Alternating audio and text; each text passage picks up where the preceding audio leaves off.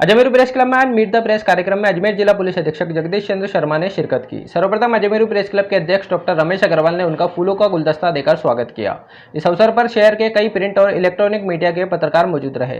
सभी ने पुलिस अधीक्षक से शहर की कानून व्यवस्था, ट्रैफिक व्यवस्था को लेकर सवाल किए, जिनका पुलिस अधीक्षक ने शालीनता से जवाब दिया। पुलिस अधीक्षक ने बताया कि शहर में बढ़ रही नकबजनी, चोरी, हत्या और लूट की वारदातों पर पुलिस ने लगाम लगाई है, जिसके कारण नकबजनी जैसी वारदातों का ग्राफ शहर में कम हुआ है। साथ ही कानून व्यवस्था पर किए गए सवाल पर पुलिस अधीक्षक ने शहर में बुजुर्गों और अकेले निवास करने वाले लोगों के लिए कहा कि शहर के बुजुर्ग जिला पुलिस को अपना बेटा समझे और यदि वे कहीं बाहर जाते हैं तो पुलिस को सूचना देकर जाएं, ताकि आपके पीछे से घरों में होने वाली वारदातों को रोका जा सके। प्रेस क्लब के अध्यक्ष डॉक्टर रमेश अग्रवाल ने अपने संबोधन में पुलिस अधीक्षक द्वारा किए गए कार्यों की पत्रकारों के सामने प्रशंसा की। साथ ही जिला पुलिस अधीक्षक के निर्देशन में पुलिस ने हत्या, बलात्कार जैसी वारदातों का चंद घंटों में खुलासा किया, जिसकी प्रेस क्लब के अध्यक्ष डॉक्टर रमेश अग्रवाल ने सराहना की। मीडिया से बातचीत में शर्मा ने अजमेरू प्रेस क्लब को धन्यवाद दिया। साथ ही प्रेस क्लब की गतिविधियों के बारे में प्रशंसा की। पुलिस अधीक्षक ने कहा कि अजमेरू प्रेस क्लब जैसे सोशल ग्रुप हर शहर में होने चाहिए, ताकि शहर में एक जनता और प्रशासन के बीच तालमेल बन सके। कार्यक्रम का संचालन प्रेस क्लब के उपाध्यक्ष प्रताप संकत ने किया।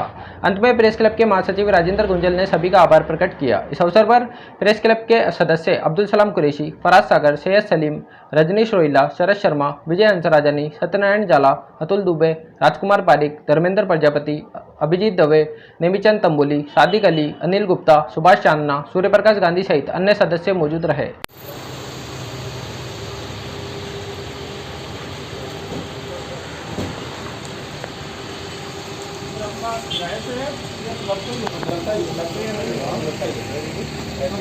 नगर निगम जो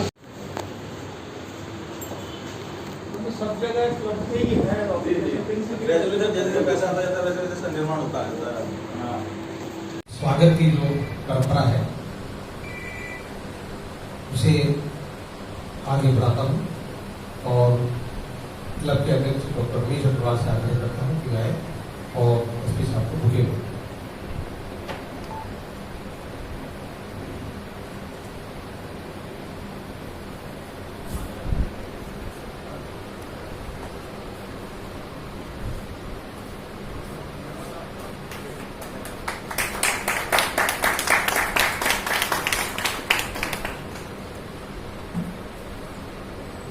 मैं क्लब के महासचिव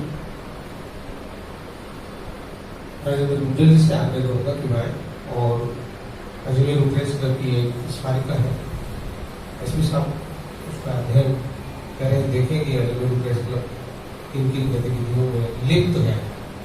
तो मैं आपसे आग्रह करता हूँ क्या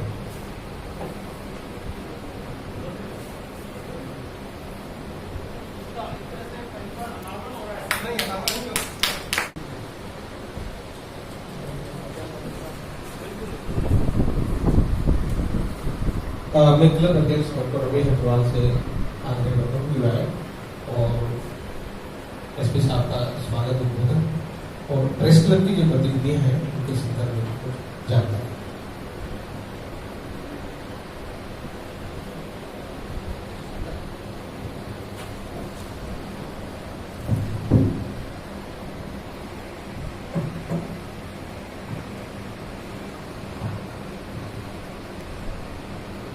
सम्मानीय एसपी साहब, अजमेरू प्रेस क्लब परिवार के मेरे सभी साथियों, आज फिर एक बार हमारे क्लब की एक एकेडमिक गतिविधि अंजाम आ रही है। जैसा कि अभी मुझे कहा गया कि मैं इससे पहले कि आगे की कार्रवाई शुरू हो, क्लब के बारे में बहुत संक्षेप में मैं बताना चाहता हूँ कि अजमेरू प्रेस क्लब अजमेर में 20 साल से एक्टिव है। 20 साल पहले इसकी स्थापना हुई थी। इससे पहले एक क्लब शहर में जो गांधी भवन है उसकी छत पे 2 कमरों में संचालित होता था और पिछले 4 साल से, ये 4था साल है, 3 साल पूरे हो चुके हैं, ये क्लब को ये नया भवन प्राप्त हो गया है और यहाँ पे जो भी सपने थे अजमेरू प्रेस क्लब के वो अब पूरे हो रहे हैं। यहाँ पे बहुत सारी गतिविधियाँ होती है और मैं बड़े गर्व के साथ आपको बताना चाहता हूँ कि अजमेरू प्रेस क्लब समग्र अजमेर शहर की एकमात्र ऐसी संस्था है जो 12 महीने 365 दिन सक्रिय रहती है। हर दिन यहाँ पर दूसरी इस क्लब की जो खूबी है वो ये है कि इसमें सिर्फ पत्रकार नहीं है, इसमें समाज के सभी वर्गों के चुनिंदा लोग जो कि अपने अपने वर्ग का प्रतिनिधित्व करते हैं वो इसके सदस्य हैं। इसमें पत्रकार भी हैं, सक्रिय जो प्रमुख सदस्य हैं वो पत्रकार ही हैं।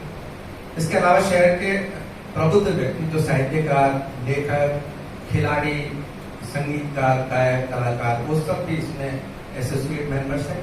और शहर के कुछ चुनिंदा लोग जिनकी आवाज सुनी जाती है, जो शहर का प्रतिनिधित्व करते हैं, जो शहर के बारे में जानते हैं, जो शहर के विकास को दिशा दे सकते हैं, वो लोग भी इस क्लब के आमंत्रित सदस्य के रूप में हमसे जुड़े हुए हैं। इसके बहुत सारे फायदे होते हैं। जब सभी तरह के लोग यहाँ पे मिलते हैं तो एक कॉमन मंच मिलता है, समाज के बारे में पत्रकारों को जानकारी मिलती है, पत्रकारों के बारे में समाज को जानकारी मिलती है, और एक ब्रिजिंग का काम होता है, और ये सेतु ही आगे इस समाज को आगे बढ़ाने में सहायता करता है। पत्रकारों को भी अपने कार्य करने में सहायता मिलती है, उनको बहुत सारी कंटेंट मिलती है उन लोगों से, उनकी लेखनी में निखार आता है, उनके व्यक्तित्व में निखार आता है, और उनको अपने विकास का भी मौका मिलता है। इसके साथ साथ समाज भी जान पाता है, जो कि एक मिथक होती है कि जब कोई दूर से काम करते हैं तो उनके बारे में कई तरह की धारणाएं बनाते हैं एक तरफा, जैसे कि आपसे चर्चा हुई कि पुलिस के बारे में भी जैसे लोगों की एक तरफा धारणाएं होती हैं। लेकिन बहुत सारी चीजें जब हम साथ बैठते हैं, आपके साथ भी जब हम पर्सनली बैठते हैं और इस तरह के एक्टिविटीज में जब आपको इन्वाइट करते हैं, आप अपने विचार करते हैं, आप हमें भी देखते हैं और हम आपको देखते हैं, तो एक दूसरे को करीब से समझने का मौका भी मिलता है, और ये आपसी समझ हमारे सभी के कामकाज को सुचारू बनाने में, स्मूथली चलाने के अंदर मदद करती है। तो आज की ये जो इस कार्यक्रम की जो कड़ी है वो भी इन्हीं गतिविधियों की श्रृंखला का एक पार्ट है, और ये यहाँ पे होने जा रहा है। मैं एसपी साहब के बारे में आपको बहुत संक्षेप में बताना चाहता हूँ। आप सब लोग वैसे तो आपके जो भी कामकाज हैं, जो भी अखबार में नित्यप्रति पढ़ते हैं, तो इनको समझने का आपको बहुत अच्छी तरीके से मौका मिला है। किसी भी व्यक्ति को समझने के लिए उसकी कृतियां या उसका सृजन या उसके कामकाज को समझ लेने से उसके व्यक्तित्व को समझना बहुत आसान हो जाता है। और पिछले अरसे के दौरान आप सब लोगों ने देखा होगा कि पिछले एक अरसे के दौरान जो अजमेर में पुलिस के कामकाज में आप लोगों ने अचानक, मुझे कहने की जरूरत नहीं है, बल्कि आप खुद उस बात को कहेंगे कि आपने क्या महसूस किया है, वो सब उस व्यक्ति के व्यक्तित्व को प्रोजेक्ट करता है जो कि उन सबके पीछे है। आपको मैं सिर्फ याद दिलाने के लिए बता रहा हूँ कि पिछले मैंने खुद ने अपने मैंने आपसे पिछली मुलाकात में भी मैंने जिक्र किया था, मैंने खुद ने अपने लंबे पत्रकारिता जीवन में ऐसे बहुत कम अवसर देखे हैं जब एक तो कामों को वास्तविक रूप में, एक तो क्या होता है, कुछ लोग होते हैं अपने मार्केटिंग के अंदर उस्ताद होते हैं जो कि अपने बारे में काफी प्रचार करते हैं, मीडिया में 4 दोस्त बना लिए और उनका फोटो छाप देते हैं, वो उनकी एक समाज में इमेज को प्रतिष्ठापित करने की कोशिश करते हैं। कुछ लोग ऐसे होते हैं जो प्रचार से दूर रहते हैं, अपने कामों से अपनी खुशबू को समाज में पहुंचाना चाहते हैं। तो मैं आपको बताना चाहता हूँ कि पिछले एक अरसे के दौरान आपने देखा हो जितनी त्वरित गति से अपराधों का खुलासा हुआ है, जितनी तेजी से अपराधी पकड़े गए हैं, जितनी जल्दी उनको सजा हुई, सिर्फ उनका अपराध का पता लगाना, उसका पूरा इन्वेस्टिगेशन पूरा होना, उनका पकड़ा जाना और उनको सजा हो जाना। आप देखिए किसी एक व्यक्ति के कार्यकाल के भीतर तो छोड़िए, आप महीने 2 महीने के अंदर ये अभी रिकॉर्ड बने हैं अजमेर में, हमारे शहर की बहुत खुशी की बात है, लोगों में पुलिस के प्रति भरोसा है। आप सिर्फ अपराधों के निवारण में ही नहीं, जो अभी सबसे अच्छी चीज, जो एक अलग सोच व्यक्ति की जो होती है वो सामने आती है। आपने अभी कुछ इनोवेशन भी शहर में किए हैं जो कि सब दूसरे जिलों के लिए भी एक मैसेज बन सकते हैं। आपने भी एक बहुत अच्छा काम शुरू किया था, जो कि बहुत सारे बुजुर्ग हमारे शहर के अंदर अकेले रहते हैं, जिनके बच्चे बाहर चले गए हैं। हम पूरे 24 घंटे, पूरे 365 दिन आप सक्रिय रहते हैं, जनता के हित में काम करते हैं। और ये आप अच्छी तरह जानते हैं कि पुलिस भी पूरे 7 दिन, पूरे 24 घंटे, पूरे 365 दिन काम करते हैं। तो हम भाई भाई हैं और मिलकर के जनता के हित में काम कर रहे हैं। आपसे मेरी गुजारिश है कि आप खूब सवाल दागिए, लेकिन ऐसे सवाल जो काल्पनिक है, जो पॉलिटिकल है, या जिनसे जनहित का सीधा वास्ता नहीं है, हम कोशिश करें कि उनसे बचें, ताकि आप पूरी तरह स्वतंत्र हैं। आप सवाल दागिए, हम उसका जवाब नहीं देंगे। अब आप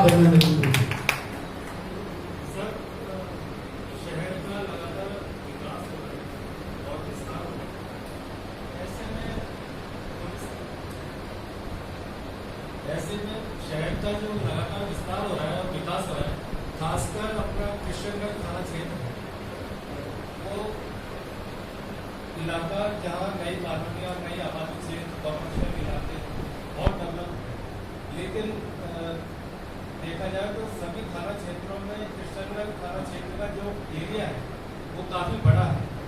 पिछले 3 साल पहले अपने जिला पुलिस की तरफ से सर एक नया थाना खोलने के लिए मुख्यालयों के प्रस्ताव बनाने के लिए, तो कृपया उस प्रस्ताव के बारे में बताएं, क्योंकि वो नया थाना युवा उपाध्याय नगर विस्तार को खुला था और उससे ये फायदा होता कि एक किशनगंज थाना क्षेत्र कम हो जाता और पुलिस की जो नियमित गश्त है, निगरानी व्यवस्था है और भी पुलिस की मतलब हर जगह पहुँच पाए। तो प्लीज बताएं वो उस प्रस्ताव का। आपका कहना बिल्कुल सही है। अपने अजमेर शहर में किशनगंज थाना सबसे बड़ा थाना है, रजिस्ट्रेशन भी काफी सबसे ज्यादा है, एरिया भी बड़ा है और इसके लिए एक नया थाना हरिभाऊ उपाध्याय नगर के नाम से प्रस्तावित करके भेजा हुआ था। अभी मैंने कुछ दिनों पहले उसकी प्रोग्रेस के बारे में जानकारी की, तो मैं आपकी जानकारी के लिए बता दूं वो प्रस्ताव पुलिस मुख्यालय स्तर से भी अप्रूव होकर सरकार को भेजा जा चुका है और हम उम्मीद करते हैं कि आने वाले बजट में शायद वो अपनी स्वीकृति मिल जाए और हम सबको एक नया थाना किशनगंज की इजाजत मिल जाए। Thank you. हमारे साथी हैं सतीश बंसल जी, उन्होंने एक सवाल भेजा है और सवाल ये है कि अजमेर फोरम नामक एक संस्था जो है वो मदार गेट के कारोबारियों प्लस पुलिस, इन 3 संस्थाओं ने मिलकर मदार गेट की जो ट्रैफिक व्यवस्था है और वहाँ जो ठेले खड़े होते हैं उस व्यवस्था को लेकर एक सुधार किया। फिर ठेला फ्री हो गया था वो पूरा इलाका।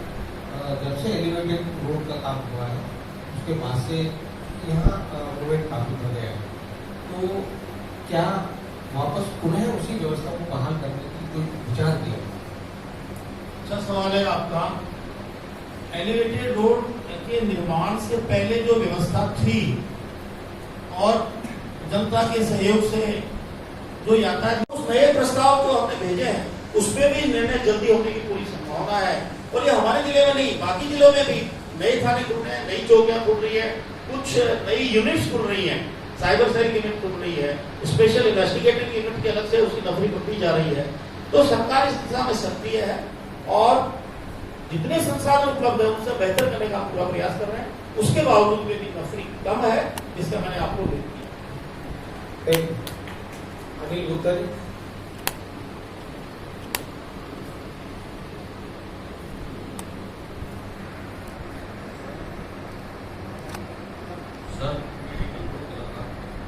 अजमेर में इतनी शक्ति चलती है, पुलिस की खूब शक्ति है और गश्त भी बराबर से हो रही है, उसके बावजूद चोरियों का सिलसिला नहीं रुका। दिन प्रतिदिन रोज महीने गई से आज यहाँ से इस दुकान के ताले टूट गया, मकान से लूट हो गई, इसके लिए कोई विशेष सुविधा हो? आपका कहना बिल्कुल सही है। आप लोगों ने देखा होगा कि जो ही हमारे लॉकडाउन में रिलैक्सेशन मिली, छूट मिली, आवागमन लोगों का बढ़ा, उसके बाद संपत्ति संबंधी अपराधों में इजाफा हुआ और ये इजाफा हमारे जिले में नहीं सभी जगह हुआ, पूरे राजस्थान में हुआ, पूरे देश में हुआ है। तो उसके कई कारण हैं, लेकिन अब इन वारदातों को रोकने के लिए विशेष रूप से जो आपने चोरी का उल्लेख किया, मेरे पास आंकड़े भी हैं। आपको बताऊं कि अपने जिले में पिछले साल की तुलना में लूट की वारदातें कम हुई है, फिगर मैं आपको बता दूंगा। नकबजनी की वारदात, नकबजनी कहते हैं सैन मार के चोरी करना, तोड़ फोड़ अंदर से घुस के गाड़ी तोड़ के गेट तोड़ के चोरी करना, नकबजनी, उसकी पिछले साल के लगभग बराबर है। लेकिन जो सबसे ज्यादा इजाफा हुआ है वो वाहन चोरी में हुआ है और विशेष रूप से द्वितीय वाहन मोटरसाइकिल चोरी की वारदातें बढ़ी है और उसके लिए हम थाना स्तर पर, सर्कल स्तर पर हमने स्पेशल टीमें गठित की है। अभी कुछ दिनों पहले मैंने आदेश दिए हैं कि सभी थानाधिकारी अपने अपने क्षेत्र में जहाँ भीड़ भाड़ का इलाका है, सरकारी कार्यालय है, जहाँ द्वितीय वाहन ज्यादा खड़े रहते हैं, वहाँ सादा वर्दी में आदमी लगाएंगे, कम से कम 2 आदमी जो निगाह रखेंगे। और अभी स्पेशल टीमों का नतीजा हमें मिलने लगा है। पिछले 1 महीने से आपने देखा होगा कि लगभग 150 से 200 मोटरसाइकिल हमारे थानों में बरामद की है। लगभग 30 मोटरसाइकिल केपी थाने ने बरामद की है, 30-32 के आसपास ब्यावर सदर ने बरामद की है, कृष्णगंज थाने ने बरामद की है, गांधीनगर थाने ने बरामद की है, अभी रिसेंटली आदर्श नगर थाने ने बरामद की है और हमारी टीमें लगातार काम कर रही है। तो हम पूरा प्रयास कर रहे हैं कि वाहन चोरी पे अंकुश लगे और जो चोरियां हुई है उनकी रिकवरी हो, उनके मुलजिम अरेस्ट हो, उनके खिलाफ चालान पेश हो और उसमें हमें लगातार सफलता भी मिल रही है। इसमें आपसे एक निवेदन करना चाहूंगा, संपत्ति संबंधी अपराधों में जो पुलिस महसूस कर रही है, तो आप भी शायद मेरी बात से सहमत होंगे कि हम लोग कितने लापरवाह हैं कि हम हमारी संपत्ति की रक्षा की जिम्मेदारी हमारी है, बेसिक रूप से मालिक की है। लगातार आपने पढ़ा होगा न्यूज पेपर्स में, ऐसे घरों में ज्यादा चोरी नकबनी हो रही है जो सूने पड़े हैं, जो छोड़ के चले गए, जो अपने पड़ोसी को भी बता के नहीं जाते। हमने ये भी मैसेज कराया कि अगर आप पड़ोसी आपको कोई नहीं है, दूर दराज में आप तो आप संबंधित थाने में बता के जाए, बीट कांस्टेबल को बता के जाए। अधिकांश जो वारदातें हुई है वो ऐसे घरों में हुई है जो सूने थे, 1 दिन के लिए, 5 घंटे के लिए, 2 दिन के लिए सूने थे। तो ऐसे सक्रिय गिरोह है जो लगातार घूम के फेरी के बहाने से, तो सामान बेचने के बहाने से और ऐसे सोने मकान की तलाश में रहते हैं और मौका देख के चोरियां करते हैं। आपने देखा होगा सोशल मीडिया पे मैं लगातार लोगों से अपील कर रहा हूँ, देख रहे होंगे मेरे मैसेज, विशेष रूप से साइबर अपराधों के लिए। अभी कुछ दिनों पहले संपत्ति संबंधी अपराधों के लिए मैं बार बार रिक्वेस्ट कर रहा हूँ कि मेहरबानी करके अपना घर सोना नहीं छोड़े, छोड़ना पड़े तो अपने पड़ोसी को बता के जाए, पड़ोसी भी अगर नहीं है तो पुलिस को बता के जाए। हम कोशिश करेंगे 1 दिन 2 दिन जब आप बाहर हैं तो आपके मकान की सुरक्षा करने का प्रयास करेंगे। लेकिन अगर आप सजग पड़ोसी हैं, पड़ोसी धर्म को निभाना जानते हैं, तो आप अच्छे पड़ोसी बनिए, अच्छे पड़ोसी से अच्छी उम्मीद कीजिए। ऐसा कोई पड़ोसी नहीं होगा जो किसी इमरजेंसी में आपकी मदद नहीं करे, लेकिन आप बताओ तो सही, आप पड़ोसी में विश्वास तो करो। मैं 1 दिन के लिए बाहर जा रहा हूँ, आपको चाबी दे के जा रहा हूँ, आप मुझे निगाह रखें। मैं समझता हूँ कि शायद ही कोई ऐसा पड़ोसी होगा जो उसका अपने धर्म को नहीं निभाएगा। तो मेरी जनता से आपके माध्यम से अपील है कि जो चोरी संबंधी, नकबनी संबंधी अपराध बढ़े हैं, उसमें कहीं न कहीं हमारी खुद की भी कहीं लापरवाही या ये भावना कि 2 घंटे में आ रहे हैं, 5 घंटे में आ रहे हैं। अपराधी बहुत सजग हो गए, अपराधी हर जगह हो गए। पहले अपराधियों की गिनी चुनी कुछ एक समुदाय होते थे, विशेष होते थे, किन्हीं एरिया होते थे, फला एरिया के चोर, फला एरिया के चोर। अब ऐसा नहीं है, अब पता नहीं है, तो आदमी की फितरत बदल गई। अब वो आइडेंटिफाइड जो चोर थे उससे कहीं ज्यादा चोरों की संख्या बढ़ गई। इसलिए मेहरबानी करके हमें भी अपनी जिम्मेदारी समझनी चाहिए, जनता को भी समझनी चाहिए और विशेष रूप से चोरी नकबनी में अगर हम घर छूना नहीं छोड़ेंगे या आवश्यकता होने पर अपने पड़ोसी को या पुलिस को बता के जाएंगे तो उससे भी हमारी वारदातें काफी कम होगी। जो वारदात हुई है उनको खोलने का प्रयास कर रहे हैं और आपके सामने रिजल्ट आएंगे, कुछ हमारे रिजल्ट आने लगे, आने वाले दिनों में हम और इसमें अंकुश लगाएंगे। रात्रि गश्त और नाकाबंदी की भी हमने माकूल व्यवस्था की है, उसके लिए हमने अलग से अभी विस्तृत आदेश जारी किए हैं और उसके ऊपर सादिक भाई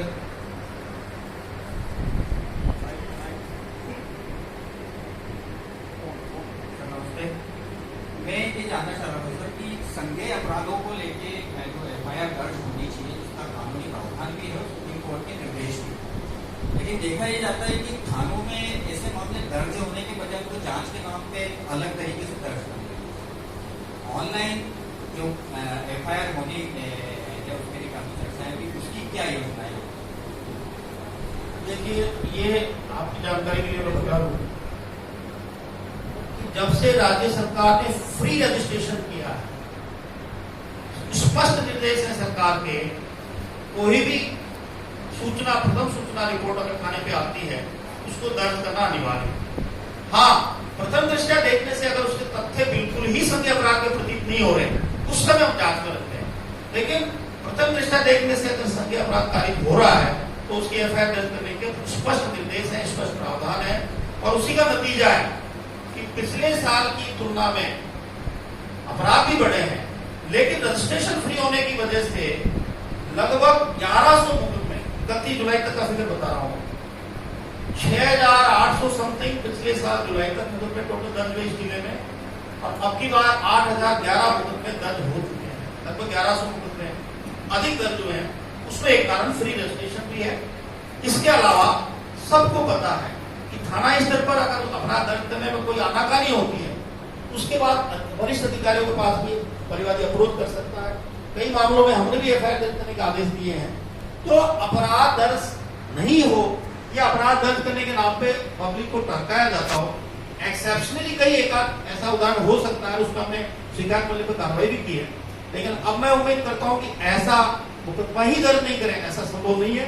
जिसकी भी एफआईआर आती है वो संज्ञेय अपराध अगर प्रतीत होता है तो हम तुरंत एफआईआर दे सकते हैं। गिरीश नागिन। नमस्ते सर। अजमेर सिटी स्मार्ट बन रही है तो अपराधी भी बहुत ज़्यादा स्मार्ट हो रहे हैं। कई तरह के ऐसे अपराध तो स्मार्ट तरीके से करते हैं जो आम लोग समझने की बात है। इसके लिए आगे पुलिसिंग किस तरह से स्मार्ट रहेगी सर? देखिए, स्मार्ट सिटी में स्मार्ट का अपराधी भी स्मार्ट होगा ही होगा, ये हम मानते। अभी आपने कुछ दिनों पहले सुना होगा, आपने अपने अखबारों में छापा भी है, एक ऐसा गिरोह है जो पढ़ा लिखा ज्यादा नहीं है, लेकिन एटीएम से किस तरह से पैसे निकाल के ले गया। कोई तोड़फोड़ नहीं की उसने, छेड़खानी नहीं की, अपना दिमाग का उपयोग करके जो उसका टेक्निकल सिस्टम है उसमें हल्की सी छेड़खानी करके और कईयों के पैसे ऊपर साफ कर दिया। संयोग ये रहा कि हमारी पुलिस तत्काल सक्रिय हुई और उस गैंग को हमने विद इन 3-4 आवर्स से हमने पकड़ लिया। लेकिन ये इतने शातिर होते हैं कि एक वारदात में जो भी पैसा ये चोरी करते हैं उसको तुरंत दूसरे आदमी के साथ, तीसरे चौथे आदमी के साथ तुरंत काफी दूर भेज देते हैं। अपराधी को पकड़ना फिर भी आसान होता है, उससे कैश की रिकवरी करना बड़ा मुश्किल हो जाता है। और रिकवरी में जो हमारी सीमाएं आप सबको ध्यान है, तो स्मार्ट सिटी के साथ साथ जो अपराध बढ़ेंगे उसके लिए विशेष रूप से जो साइबर क्राइम जो बढ़ रहे हैं उसके लिए हमने अलग से स्पेशल टीम गठित की हुई है। यदि उसकी स्वीकृत नफरी केवल 7-8 लोगों की है, उसके बावजूद भी मैंने उसमें करीब 17-18 आदमी लगा रखे हैं जो टेक्निकली एक्सपर्ट हैं। उनको समय समय पर हम ट्रेनिंग दिलवाते हैं, साइबर एक्सपर्ट से ट्रेनिंग दिलवाते हैं। और इसके अलावा जो हमारा आसूचना तंत्र है, आपने सुना होगा प्रत्येक थाने पे एक आसूचना अधिकारी है जो सिविल उसमें रह करके अपने इलाके में घूमता है और इस तरह अपराध और अपराधी के बारे में सूचनाएं लेता है। वो सूचनाएं हमारी काफी पहले की तुलना में बढ़ी है। साइबर हमारी टीम पहले की तुलना में सक्रिय हुई है और अलग अलग अपराधों के लिए राज्य सरकार की स्तर पर भी अलग अलग यूनिटें गठित हुई है। आपको पता है महिला अत्याचार रोकने के लिए एक सिकाऊ यूनिट अलग से गठित हुई है जिसका प्रभारी एडिशनल एसपी स्तर का अधिकारी होगा। इसी तरह SC/ST सेल के लिए अलग से इन्वेस्टिगेशन यूनिट है। इसी तरह जो पोक्सो कानून बना है उसमें स्पेशल प्रोविजंस किए हैं, उसकी इन्वेस्टिगेशन उच्च अधिकारी द्वारा हो, तत्काल हो, क्वालिटेटिव हो और उसका तुरंत निस्तारण करके नतीजा न्यायालय में पेश करें। तो हर दृष्टि से पुलिस भी स्मार्ट बनने का पूरा प्रयास कर रही है और उसके लिए सरकार भी हमें पूरी मदद कर रही है और उम्मीद है कि आने वाले दिनों में भी हमें स्मार्ट बनाने के लिए, पुलिस को स्मार्ट बनाने के लिए सरकार की तरफ से पूरा सहयोग। धन्यवाद। अभिजीत। अपराध नियंत्रण पुलिस की सबसे बड़ी पार्ट ऑफ ड्यूटी है।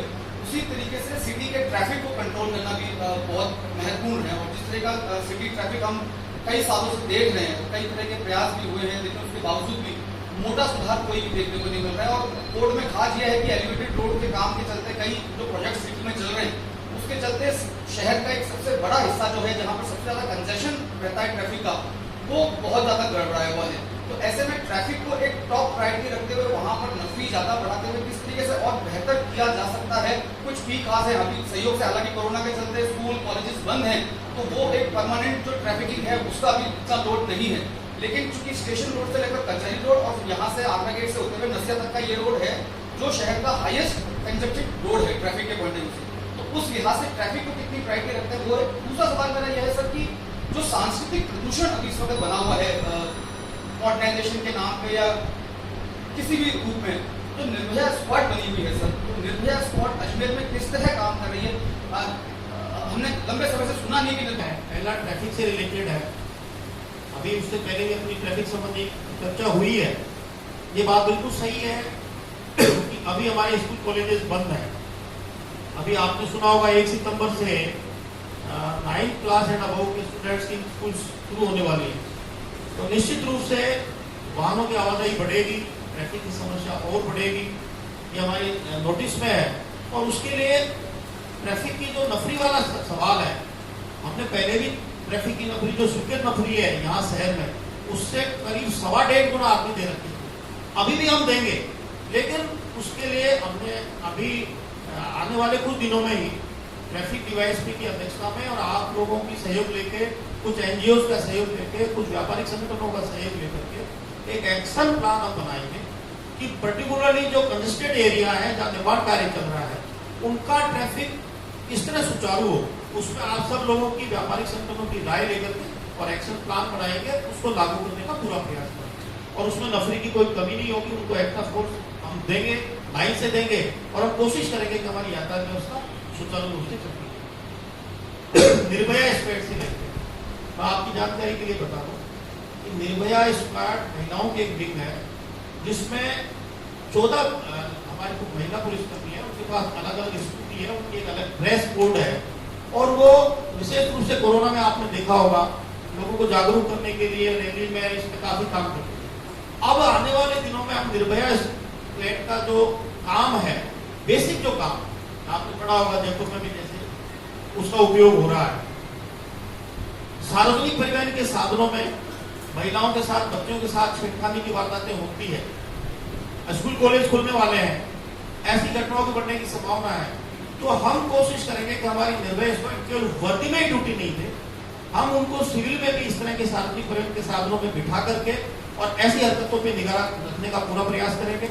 अलग से उनको टास्क देंगे, जो सिविल कपड़ों में वो रहेंगी, उनको कोई पहचान नहीं पाए, और वो अपनी ऐसे अपराधियों पर निगाह रखेंगी जो मंचले हैं, छेड़खानी करते हैं, विशेष रूप से स्कूल कॉलेजों के बाहर, सार्वजनिक परिवहन के साधनों के अंदर, और ऐसे अन्य जो संभावित स्थान है, होटल ढाबे या जो इस तरह की गतिविधियां होती है, आना जाना युवक युवतियों का रहता है, वहां किसी तरह की अपराध या छेड़खानी नहीं हो, उसमें निर्भया स्क्वाड का उपयोग किया जाएगा। और उसके लिए सीओ नॉर्थ की नेतृत्व में, लीडरशिप में हमने एक्शन प्लान बना लिया है और उसको जल्दी हम लागू करेंगे। कुछ दिनों बाद आपको उसके परिणाम मिलने दिख जाएगा।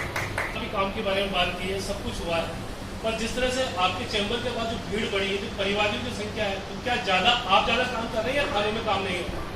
संख्या बढ़ी है या पहले परिवारों की संख्या कम थी? आपने कैलकुलेट कर रखा है क्या? मैं एक चीज आपके लिए बता दूं, पुलिस का काम फील्ड का, ऑफिस का दोनों है, मिला के काम। फील्ड में भी जाना आवश्यक है, फील्ड का काम भी देखना आवश्यक है, ऑफिस का काम देखना भी आवश्यक है। जहां तक परिवादियों का सवाल है, परिवादी प्रतिदिन लगभग 3-4 बजे से लेकर 6-7 बजे तक परिवादियों को सुना जाता है, वो आपने भी देखा होगा।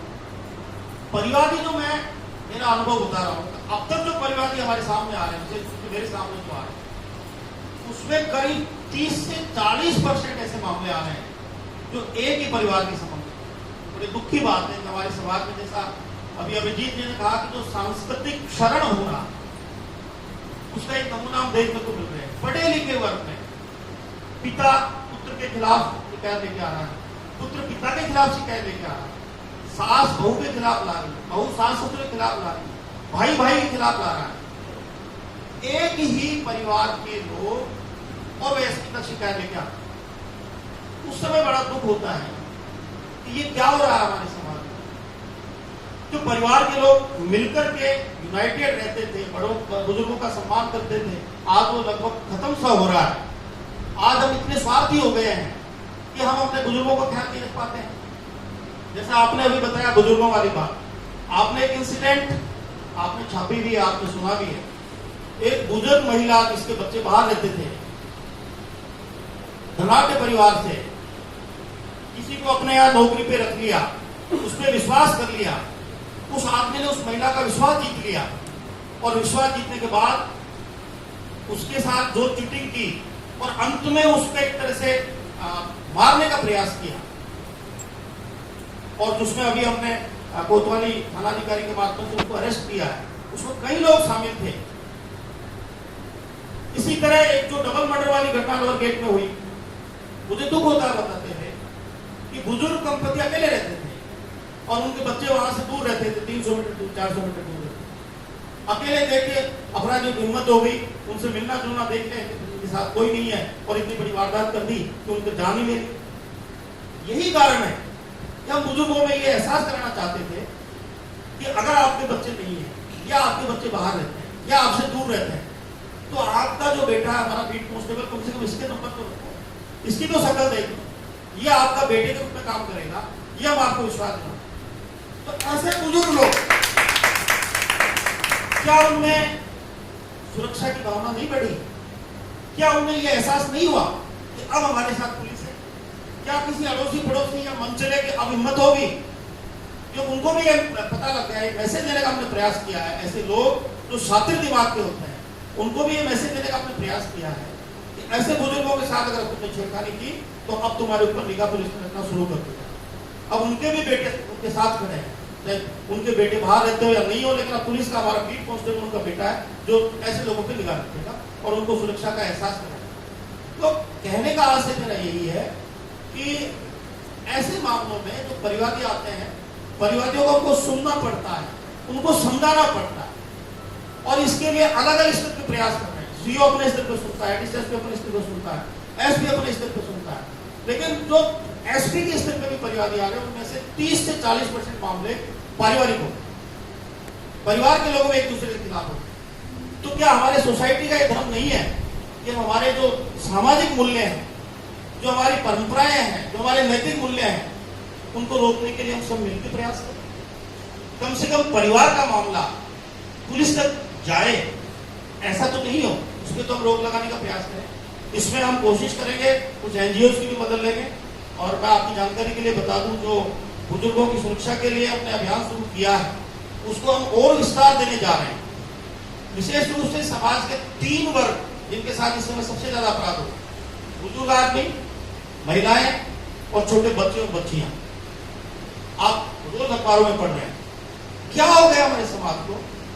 4 महीने की बच्ची, 4 साल की बच्ची, 6 साल की बच्ची, निर्ममता से उसके साथ बलात्कार करके उसकी हत्या कर। इस समाज के लोग हैं हम।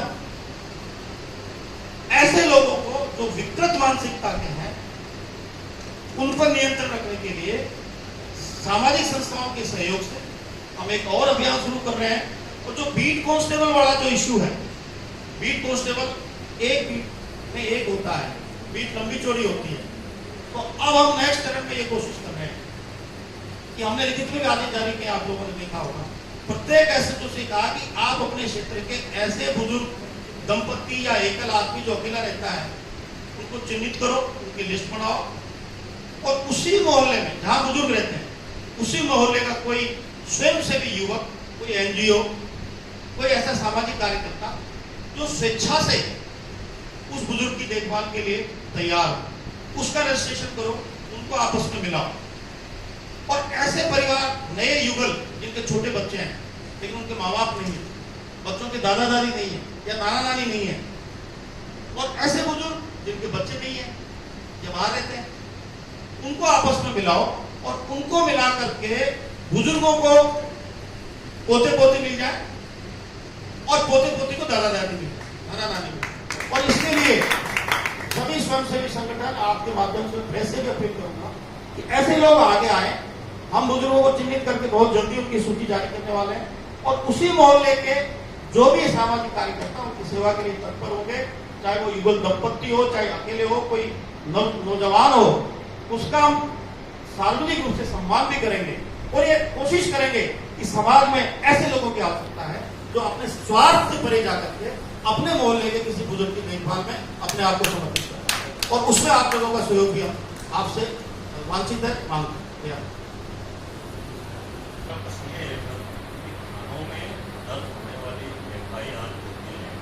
उनकी निःशुल्क पैरवी अभियोजन विभाग द्वारा की जाती है राज्य सरकार के नियमानुसार। क्या इस आशय की सूचना जनहित में थानों में प्रकाशित है या अंकित है? देखिए, प्रोसिक्यूशन विभाग, अभियोजन विभाग सरकार में अलग से विभाग बना हुआ है, इसके अधिकांश लोगों को जानकारी है। और जो सरकार की तरफ से पुलिस के इन्वेस्टिगेशन के बाद चालान पेश होते हैं न्यायालय में, उसकी पैरवी अभियोजन अधिकारी करता है, जिसको हम एबीपी बोलते हैं, एपीपी बोलते हैं, स्पेशल बोलते हैं। आम आदमी को जिसने मुकदमा दर्ज कराया उसको तो स्वाभाविक रूप से उसका मुकदमा सरकार लड़ती है, पीपी लड़ता है, वो बहस करता है। इसकी जानकारी जब वो न्यायालय में जाता है, पीड़ित आदमी कंप्लेनेंट, उसको पता लग जाता है, खुद को पता लग जाता है मेरी पैरवी ये पीपी साहब करें। पुलिस भी उसको बताती है कि अपने वकील साहब ये है, अपनी तरफ से पैरवी ये करेंगे। उसके बावजूद भी जो विक्टिम है, जो पीड़ित पक्ष है, जो कंप्लेनेंट है, वो अपनी संतुष्टि के लिए अपने खर्चे पे वकील हायर करते हैं और अपनी तरफ से पैरवी करवाते हैं। तो सरकार की तरफ से पूरी व्यवस्था है, इसकी जानकारी सबको है, क्योंकि आपको पता है कि कंप्लेनेंट जब कोर्ट में ट्रायल होगी तो सबसे पहले कंप्लेनेंट को तो बुलाएंगे। अभियोजन अधिकारी का नाम पता मुद्दा आशय इतना सा ये कि थाने पे ऐसा दर्ज करवा दिया आप ऐसा है कि अभियोजन अधिकारी से एक पीड़ित क्या सीधे मिलकर के उससे कोई अपेक्षा रख सकता है क्या? जब तक पुलिस की इन्वेस्टिगेशन होकर के उसके सामने नहीं जाएगी, पीपी के सामने चालान पेश नहीं होगा, उससे पहले पीड़ित आदमी पीपी से क्या अपेक्षा कर सकता है, क्या सहयोग मांग सकता है? निःशुल्क पैरवी ही होती है। फिर भी मैं आपके सुझाव को मानता हूं और इस बात को मैं एक्सेप्ट करता हूं कि अगर थाने पर संबंधित उस थाने के अभियोजन अधिकारी का नाम और नंबर अंकित हो जाए तो आम आदमी को देखने से पता लग जाएगा कि ये हमारे मामले में पैरवी। तो आपकी बात से मैं सहमत हूं, ये हम जल्दी अंतिम करें। सर, अभी कुछ प्रकरणों को छोड़ के अगर हम बैकडेट में देखें तो अनुसंधान अधिकारी जो जांच करके अपने साक्ष्य आरोप पत्र कोर्ट में पेश करते हैं, बाद में कई आईओएस के ट्रांसफर हो जाते हैं। अभी गलती में भी देखा गया कि कोर्ट ने 6 बार आदेश देने के बावजूद भी सीआई स्तर के अधिकारी कोर्ट में नहीं आए तो आखिर वारंट में दिखाना पड़ा। तो ऐसा कोई पुलिस की ओर से कोई ठोस कदम उठाया जाता है जो बैकडेट के जो मामले हैं उस मामलों में ना अनुसंधान अधिकारी मौके पर कोर्ट पर पहुंचे? प्रोसिक्यूशन की तरफ से जो गवाह की सूची राशि के साथ लगती है, वो सभी गवाह समय पर न्यायालय में अपनी गवाही दें, उसके बाद ही फिर ट्रायल आगे बढ़ सकती है, अन्यथा ट्रायल में काफी विलंब होता है। और विशेष रूप से अनुसंधान अधिकारी जो पूर्व में आयु रहे हुए हैं, बाद में उनका ट्रांसफर कहीं और हो जाता है। कई बार ऐसी स्थिति आती है उनको न्यायालय द्वारा बार बार तलब किया जाता है, लेकिन वो नहीं आ पाते। लेकिन ये आपको जानकारी आपको मैं बता दूं, ऐसे जो सरकारी गवाह चाहे वो पुलिस के हो चाहे किसी अन्य विभाग के, अगर वो गवाही में जानबूझ के देरी करते हैं तो माननीय न्यायालय द्वारा उनके खिलाफ निर्णय पारित किए जाते हैं, आदेश जारी किए जाते हैं, उनके खिलाफ विभागीय कार्रवाई भी की जाती है।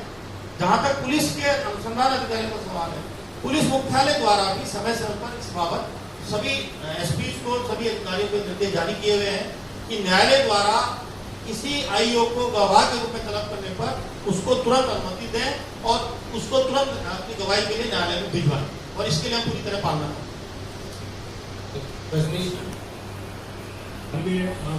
थाना पुलिस ने एक महिला को गिरफ्तार किया था एमडी के साथ में, जो घातक नशीला बना है, और इस तरह की कार्रवाई पुलिस करती रहती है और नशे के कारोबारी तस्कर पकड़े जाते हैं।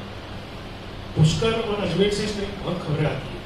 क्या आपको लगता है कि ये तस्करों के जाल में अजमेर में पुष्कर लोग फंसे हैं, और क्या आपको लगता है कि बड़ा अभियान चलाने की जरूरत है? देखिए, इसमें पुष्कर या अजमेर या किसी अन्य स्थान की बात नहीं है। हम सब लोग इस बात को महसूस कर रहे हैं कि आज नशे की गिरफ्त में शहरी क्षेत्र तो आप छोड़िए, ग्रामीण क्षेत्र भी हमारे युवा, हमारे बच्चे, इवन हमारे बुजुर्ग भी लगातार नशे की लत को स्वीकार कर रहे हैं, उसमें उस गिरफ्त में जा रहे हैं और उसका दुष्प्रभाव हम सब उसको महसूस कर रहे हैं, देख रहे हैं। जहां तक अजमेर और पुष्कर का सवाल है, अजमेर और पुष्कर अंतर्राष्ट्रीय स्तर पर विजिटर्स के लिए, धर्मावलंबियों के लिए, यात्रियों के लिए बहुत ही प्रमुख स्थान है। एक टूरिस्ट स्पॉट के रूप में भी ये डेवलप हो रहे हैं, विशेष रूप से पुष्कर। तो ऐसे क्षेत्रों में जहाँ बाहर के इंटरनेशनल लोगों का आवागमन भी ज्यादा रहता है, वहाँ इस तरह की नशे की प्रवृत्ति बढ़ती जा रही है। उस पर अंकुश के लिए हम मिलकर प्रयास करें तो उसके नतीजे बेहतर हो सकते हैं। जहाँ तक पुलिस कार्रवाई का सवाल है, मैं आपकी जानकारी के लिए बता दूं कि एनडीपीएस एक्ट के तहत हम लगातार कोशिश कर रहे हैं कि कार्रवाई ज्यादा से ज्यादा हो। छोटे स्तर से लेकर बड़े स्तर तक की कार्रवाई हुई है, और पिछले साल की तुलना में हमारी करीब 15 से 20% अधिक कार्रवाई हुई है एनडीपीएस एक्ट।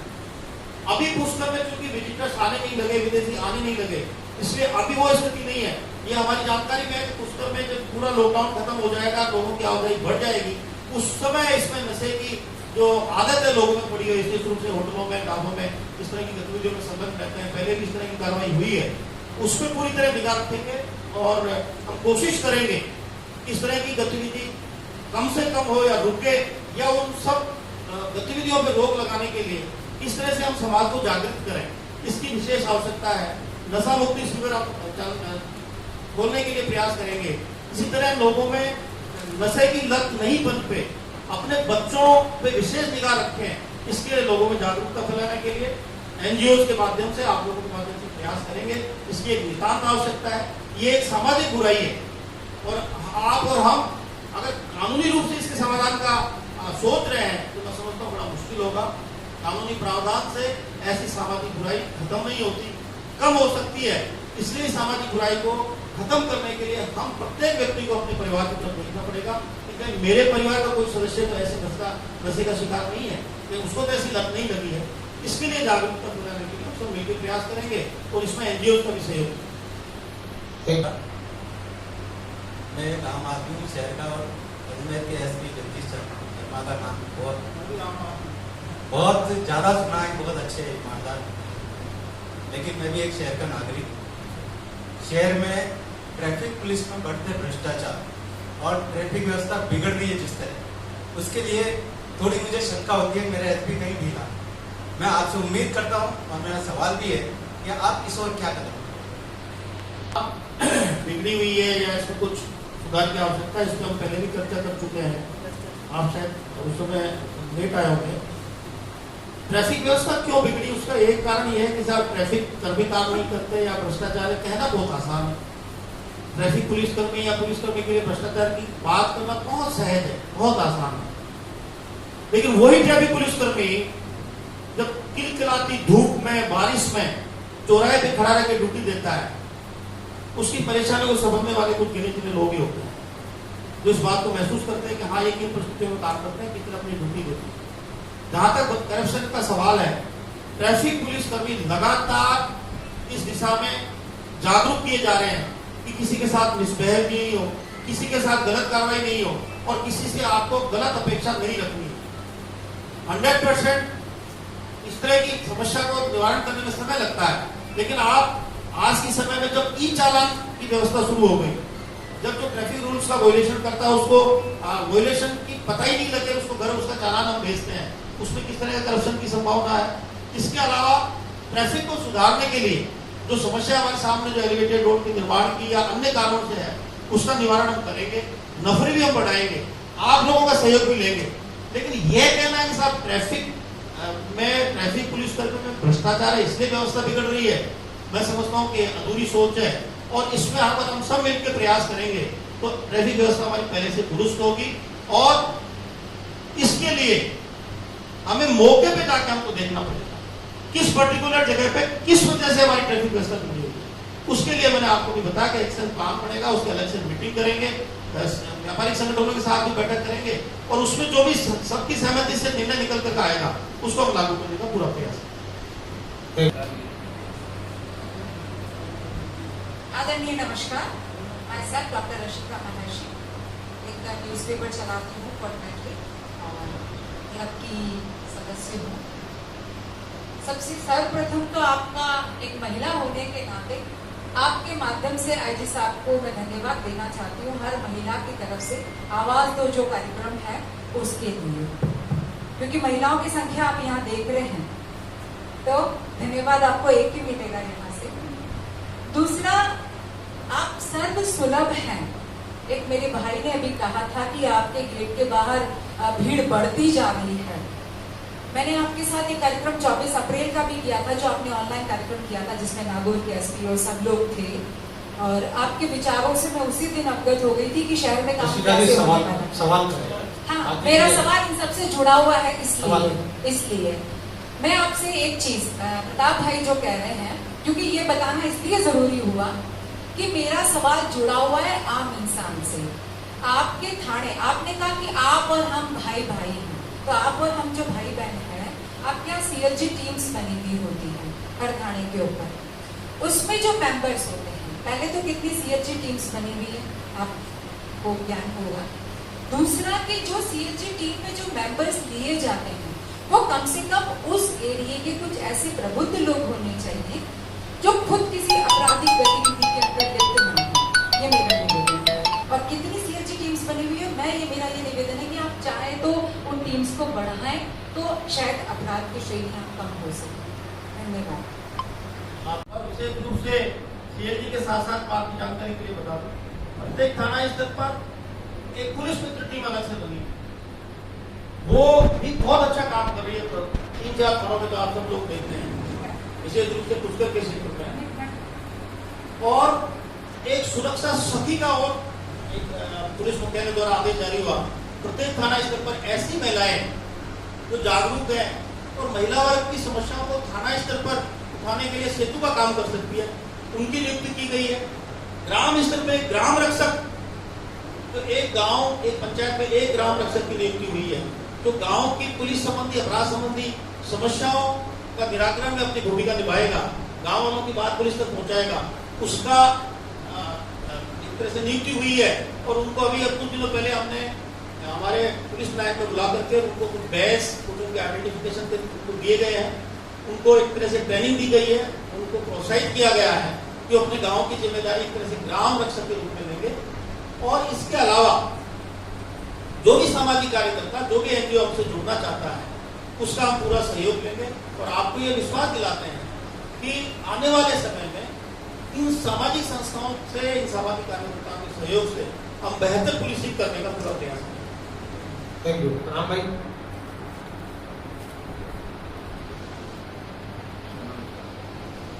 मेरा सवाल ये था कि ये आपके आने के बाद क्राइम में काफ़ी कमी आई, लेकिन आज जो ये गाड़ियाँ हैं, आधुनिक ट्रेनें जो हैं, उनकी वजह से क्राइम ज़्यादा बढ़ा है।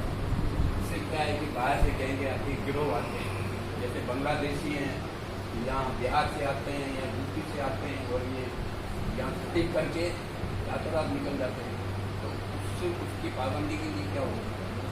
आपका बिल्कुल सही सवाल है। कुछ दिनों पहले ऐसी 1-2-3 इंसिडेंट्स भी हुई है जिसमें खानाबदोश तरह के लोग अपराधों में संलिप्त पाए गए, उनके खिलाफ कार्रवाई भी हुई। और इसके लिए हमने एक अभियान भी चला रखा है, अभी भी चला रखा है, कि प्रत्येक थानाधिकारी अपने अपने इलाके में ऐसे लोगों को चिन्हित करें जो खानाबदोश हैं, जो भिक्षावृत्ति या अन्य किसी के नाम पे अपराधों में संलग्न है, जो अवैध रूप से रह रहे हैं, और जो आपराधिक प्रवृत्ति के लोग हैं, उन पे निगाह रखें, उनके आइडेंटिटी प्रूफ, एड्रेस प्रूफ लेकर के उनको संबंधित थाने में सूचना दें।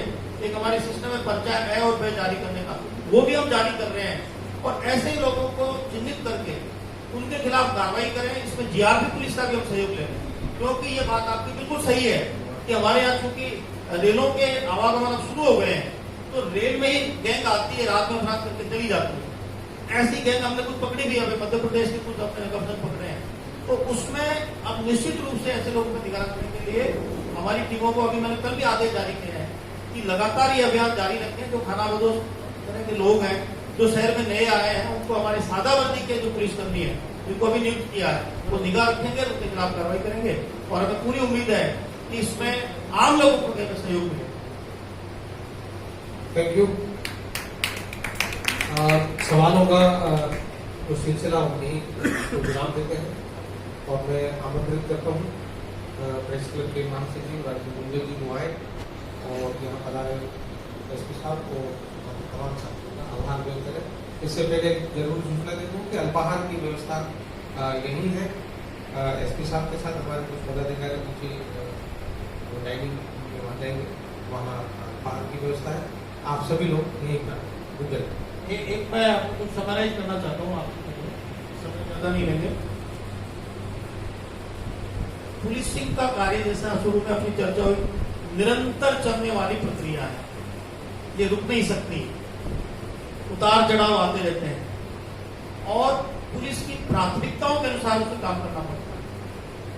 सबसे महत्वपूर्ण जो पहली प्राथमिकता पुलिस की होती है वो कानून व्यवस्था बनाए रखना और उसमें आपका सहयोग अपेक्षित होता है। और ये मुझे बताते बड़ी खुशी है कि पिछले 6-7 महीने 8 महीने में ऐसी कोई बड़ी घटना हमारे जिले में ऐसी नहीं हुई जिससे कानून व्यवस्था बिगड़ी हो।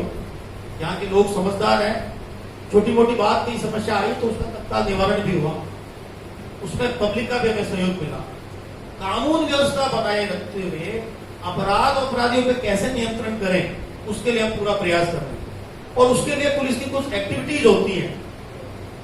अपराध हो गया, दर्ज करके उसका अनुसंधान करके हम चालान पेश करेंगे, उसमें हम पूरी तरह सजेंगे। आपने अभी कहा कि साहब जो महिलाओं के प्रति अपराध होते हैं, बच्चों के प्रति होते हैं, उसमें हम 3 दिन में चालान पेश कर रहे हैं, 7 दिन में कर रहे हैं। तो ऐसा तो नहीं है कि हमारी इन्वेस्टिगेशन की क्वालिटी बिगड़ रही हो। मैं आपको विश्वास दिलाता हूं कि ऐसा बिल्कुल नहीं है, क्योंकि बिना क्वालिटेटिव इन्वेस्टिगेशन के ऐसे केस फेल होने की पूरी संभावना रहती है। और हम पूरी तरह जांच परखने के बाद ही उसमें चालान के आदेश देते हैं। और उसका नतीजा है कि अभी 5 महीने पहले का जो केस था, जो केवल रेप का केस था, उसमें आजीवन कारावास की सजा हुई है। इसी तरह पुष्कर वाले केस में ट्रायल प्रगति पे है। कल परसों एक घटना अपने गंज में हुई एक बच्ची के साथ, उसमें इन्वेस्टिगेशन कंप्लीट है, उसमें एविडेंस पूरी कलेक्ट कर ली है। इसी तरह जो डबल मर्डर हुआ, बुजुर्गों का हुआ, एक महिला का हुआ, उनमें क्वालिटेटिव इन्वेस्टिगेशन करके पूरे साक्ष्य एकत्रित करके चालान पेश किए गए। और मैं आपको विश्वास दिलाता हूं कि हम पूरी निगाह, उसमें केस ऑफिसर हमने बनाया जो कि उस ट्रायल की निगाह रखेगा, वो ऐसे तो स्वयं होगा, हर तारीख पैसे ले जाएगा, प्रोसिक्यूशन की गवाह कराएगा, ट्रायल के समय मौजूद रहेगा और अपराधी को सजा हो, ये हम पूरा प्रयास कर रहे हैं। तो आपसे जो, आपके माध्यम से जो मैं जनता से अपेक्षा रखता हूं कि हमें संपूर्ण बनाने के लिए, हमें सहयोग करने के लिए आप लोग सक्रिय हो जाएं। पुलिस की आलोचना करना बहुत आसान है, लेकिन पुलिस को सहयोग करने वाले बहुत कम लोग होते हैं। और हम सहयोग आपसे इतना सा चाहते हैं कि जब हमें आवश्यकता हो कि आप हमें सूचित करें, तो मेहरबानी करके सूचित करें, अपराध और अपराधी के बारे में सूचित करें। आजकल सोशल मीडिया का जमाना है, फोन पे मैं हर समय उपलब्ध हूँ, व्हाट्सएप पे उपलब्ध हूँ। कुछ लोगों ने कहा कि साहब भीड़ रहती है, मेरे से रात को 12-1 बजे तक भी लोग फोन पे बात करते हैं, महिलाएं बात करती है, व्हाट्सएप पे मैसेज भेजती है, हम तुरंत उसको एसएचओ को भेज के कार्रवाई के लिए कहते हैं। आज तक तकनीक का जमाना है, लोग आपको अप्रोच करने के लिए अनेक साधन है और हमें उसके लिए तैयार रहना पड़ता है। हमने ये ड्यूटी ज्वाइन किया तो हम उसके लिए पूरी तरह कोशिश करते हैं कि रात के 12 बजे अगर कोई पीड़ित फोन करा तो निश्चित रूप से शायद परेशानी होगी। लेकिन सामाजिक दायित्व एक शब्द है, सोशल रेस्पॉन्सिबिलिटी, उसको हम सबको समझना होगा।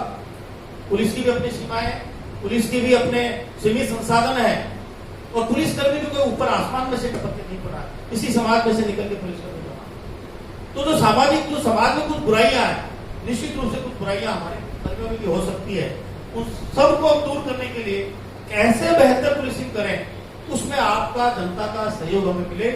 जहां तक मीडिया का सवाल है, हमने एक मीडिया ग्रुप बना रखा है, हम कोशिश करते हैं कि आपको तुरंत सूचना मिले, आपको वीडियो मिले, आपको क्लिपिंग मिले।